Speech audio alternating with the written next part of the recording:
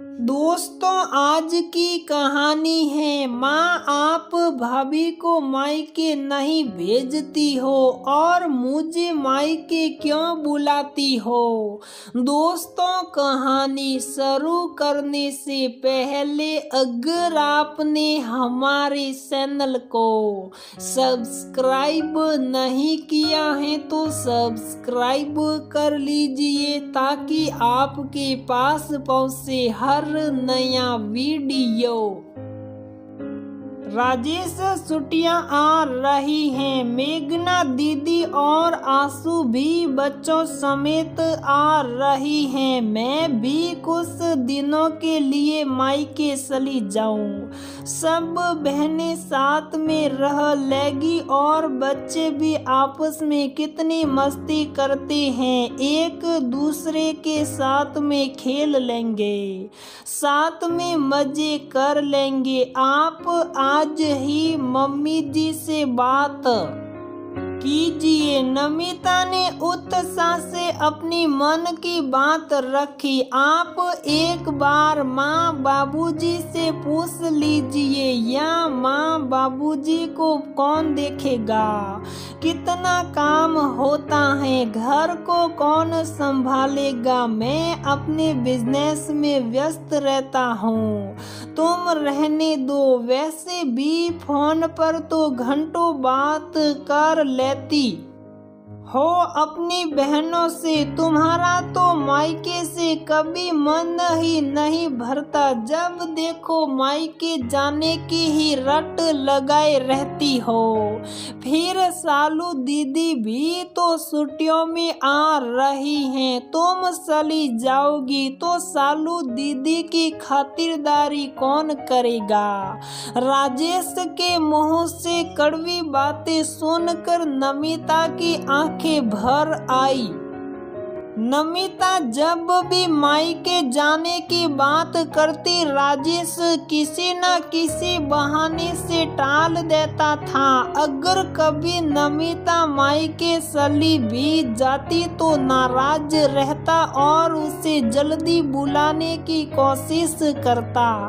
मैं सालू दीदी के आने से पहले आ जाऊंगी, नमिता ने फिर जोर देकर कहा। अब ये ही तुम्हारा घर है, हम तुम्हारे अपने हैं। अब तुम अपना मायका भूल जाओ। कितनी आसानी से राजेश बोल देता कि अपना मायका भूल जाओ। एक बेटी के लिए अपना मायका भुलाना कितना मुश्किल है, ये तो असंभव है। शादी होने का ये मतलब नहीं है कि मायके के हर रिश्ते को भुला दो। नमिता कई बार राजेश को समझाती, पर राजेश नहीं समझता था। उसके लिए अपना परिवार, अपने माता पिता की भावनाएं जरूरी थी। नमिता के माता पिता पर क्या बीतती है। नमिता का मायके जाने का कितना मन है, अपने घर वालों से मिलने का कितना मन है। इस बात से राजेश को कोई सरोकार नहीं होता था। जब कभी नमिता के माता पिता की तबीयत खराब हो जाती, वो सुबह भेजकर शाम को बुलवा लेता ताकि राजेश के माता पिता को परेशान नहीं होना पड़े। राजेश के माता पिता ज्यादा वृद्ध या बीमार नहीं थे, वे अपना काम खुद भी कर सकते थे। पर जब से नमिता घर आई है, राजेश की मां ने सब जिम्मेदारी नमिता पर डाल दी। अब नमिता की ये हालत थी कि वो 2 दिन भी घर से बाहर नहीं जा सकती थी। नमिता की दोनों बहनें मायके भी जाती थी और रहकर भी जाती थी।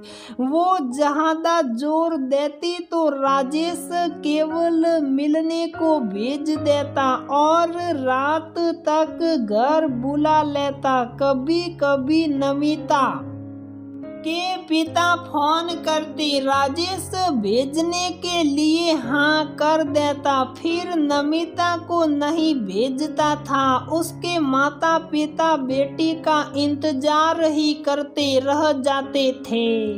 वो भी अपने जवाई के व्यवहार से अनभिज्ञ नहीं थे। नमिता मन महसूस कर रह जाती थी और बहुत परेशान भी रहती थी। राजेश और उसके माता पिता की सेवा वो तन मन से कर रही थी, पर राजेश कभी भी उसकी तारीफ नहीं करता और नमिता के सास ससुर उसके हर काम में खोट निकालते रहते थे। राजेश की तरह वो भी चाहते थे कि नमिता कम से कम मायके जाए। नमिता और राजेश के बच्चे भी बड़े हो रहे थे।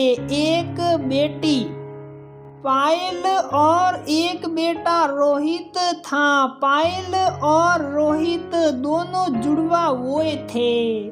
दोनों की पढ़ाई साथ साथ पूरी हुई। पायल कई बार अपनी मम्मी नमिता की ओर बोलती, पर राजेश ये कहकर चुप करा देता था कि पायल तू अभी छोटी है, ये बड़ों का मामला है, तुझे इतनी समझ नहीं है। पायल ने कई बार अपनी मम्मी नमिता को चुप चुप कर रोते देखा था। अब तो हमें पायल और रोहित की शादी के बारे में सोचना होगा। राजेश के माता पिता ने राजेश को कहा, हाँ माँ, पहले हम पायल की शादी करेंगे, फिर रोहित की। नमिता के लिए राजेश जितना निष्ठुर पति था, वही पायल के लिए उतना ही नरम दिल पिता। पायल में राजेश की जान बसती थी। मैं पायल की शादी भी इसी शहर में करूंगा ताकि वो मायके आती रहे। ये सुनकर नमिता को आश्चर्य हुआ। अब राजेश एक बेटी के पिता के नजरिए से सोच रहा था, एक पति के नजरिए से। कभी नमिता की भावनाओं को नहीं समझा। पायल की शादी उसी शहर में तय कर दी गई। अच्छा घर परिवार था, विनोद की अच्छी नौकरी थी और पायल घर की इकलौती बहू थी। पायल की शादी धूमधाम से हुई। राजेश और नमिता के कलेजे का टुकड़ा घर छोड़कर चली गई। राजेश हर वक्त पायल को याद ही करता रहता था। घर की रौनक चली गई, पग फेरे पर आई थी, उसके बाद आई नहीं। माँ, हम पायल को कुछ दिनों के लिए रहने को बुला लेते हैं, राजेश ने कहा। नमिता की भी बड़ी मिलने की इच्छा थी। उसने भी हाँ में हाँ मिलाई। राजेश ने तुरंत अपने समधी को फोन लगाया कि वो पायल को कुछ दिनों के लिए रहने को भेज दे। अभी तो ये संभव नहीं है। विनीत की ताई, सासी और बुआ अभी शादी के बाद घर पर ही रुके हुए हैं। वो 7-8 दिन रहेगी। अभी वो अपनी नई बहू पायल के साथ रहना चाहती हैं। ये कहकर पायल के ससुर जी ने मना कर दिया। राजेश मन महसूस कर रह गया। उसे पायल की बड़ी याद आ रही थी। फोन पर तो बात हो जाती पर साथ में रहने का मन था। राजेश ने कुछ दिनों के बाद फोन लगाया पर विनीत के पापा ने कहा कि हम लोग कल कुल देवी के दर्शन के लिए जा रहे हैं, वहां से लौटते वक्त आ जाएगी। कुल देवी के दर्शन के बाद पायल सुबह मायके आई और शाम को फोन आ गया कि पायल को लेने विनोद आ रहे हैं। राजेश गुस्सा हो गया, ये क्या तरीका है, इतने दिनों के बाद भेजा और रात को भी रुकने नहीं दे रहे हैं। पायल तेरे ससुराल वाले तो बड़े ही, रुक जाइए पापा, मेरे ससुराल वालों के खिलाफ एक शब्द मत कहिए। मैं घर की इकलौती बहू हूँ, मुझे ही वहाँ सब संभालना होता है। विनोद यही कहते हैं कि अब मायका भूल जाओ। ये सुनकर राजेश की बोलती बंद हो गई। राजेश को अपनी पुरानी गलतियां याद आने लगी, कैसे वो नमिता को उसके मायके मिलने रहने नहीं भेजता था और अब चाहता है कि पायल को उसके ससुराल वाले जल्दी मायके भेजते रहे। बेटी का पिता बनकर पत्नी का दर्द जाना। रोहित की कल सगाई है, लड़की वाले कल शाम को रोका करने आ रहे हैं, तुझे और विनोद को आना है। राजेश ने खुश होकर पायल को फोन किया, तो आज ही आजा, बहुत सारे काम हैं, घर की बेटियां ही ऐसे काम संभालती हैं। राजेश दिन भर पायल का इंतजार करता रहा पर पायल नहीं आई। राजेश ने 2-4 बार फोन भी लगाया पर पायल ने फोन नहीं उठाया।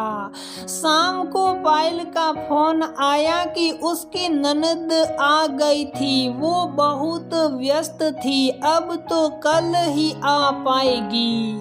अगली सुबह पायल विनोद के साथ आई और शाम को सगाई के बाद जाने लगी तो राजेश ने कहा, विनोद बाबू पायल को छोड़ जाते, कल शाम तक आ जाएगी। सगाई के बाद के कितने काम होते हैं वो पायल को ही समेटने हैं। विनोद ने झट से कहा, पापा जी घर पर मेरे माता पिता हैं, उनकी देखभाल कौन करेगा, घर का काम कौन करेगा। ये कहकर विनोद पायल को लेकर चला गया। राजेश के आंखों के सामने 20 साल पहले की घटना घूम गई। नमिता की बहन आशु की सगाई थी, उसने नमिता को 2 दिन पहले नहीं भेजा था।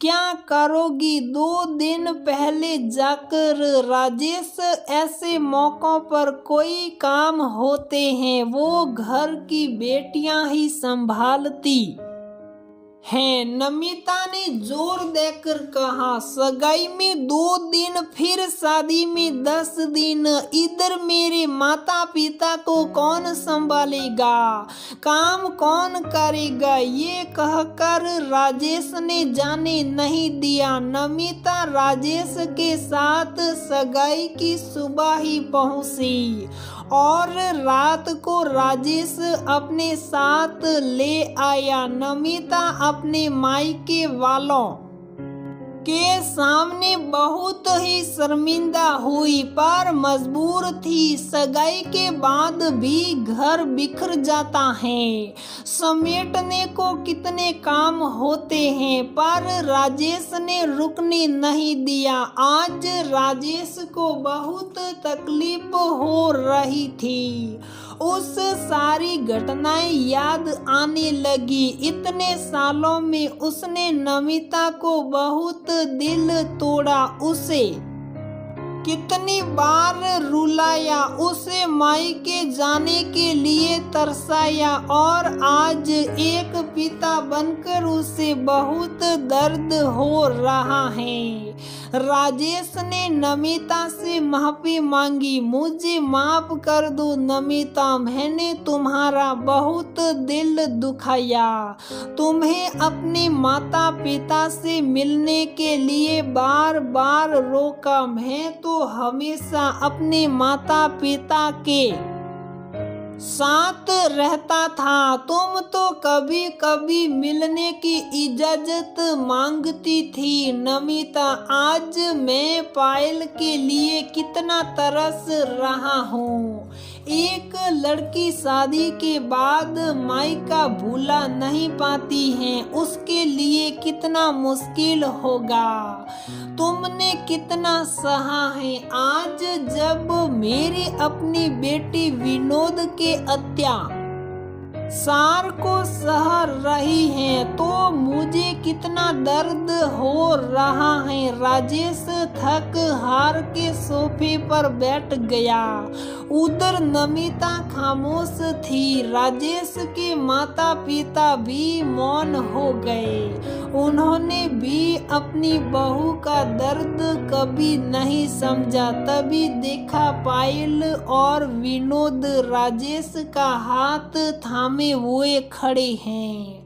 राजेश ने उन्हें देखा, वो कुछ समझ नहीं पाया। पायल ने आंखों से आंसू पोंछ कर कहा, पापा मुझे माफ कर दीजिए। आपने मुझे दुनिया की हर खुशी दी, मुझे इतना प्यार दिया और आज मेरी वजह से आपकी आंखों में आंसू आ गए। आपके जवाई जी तो बहुत अच्छे हैं। इन्होंने मुझे कभी मायके आने से रोका नहीं, कभी नहीं कहा कि अब मायका भूल जाओ। वो तो मैं ही इन्हें मना कर देती थी। मैं आपको मम्मी का दर्द महसूस कराना चाहती थी। आप एक बहुत अच्छे पिता हैं पर अच्छे पति ना बन पाए। शादी के बाद विनोद के साथ मिलकर मैंने ये सब नाटक रचा है। मेरे ससुराल वाले और विनोद दोनों बहुत ही अच्छे हैं। आप मुझसे वादा कीजिए अब मम्मी को कभी उनके मायके और बहनों के पास जाने से नहीं रोकोगे। रोहित, आज तुम्हारी सगाई हुई है। शादी करके जब विधि को लाओगे तो मैं तुमसे भी यही वादा चाहती हूँ। भाभी को कभी मायके जाने से मत रोकना। मम्मी पापा, आप दोनों विधि के मम्मी पापा बनकर रहना। सास ससुर नहीं। सभी भावुक हो गए।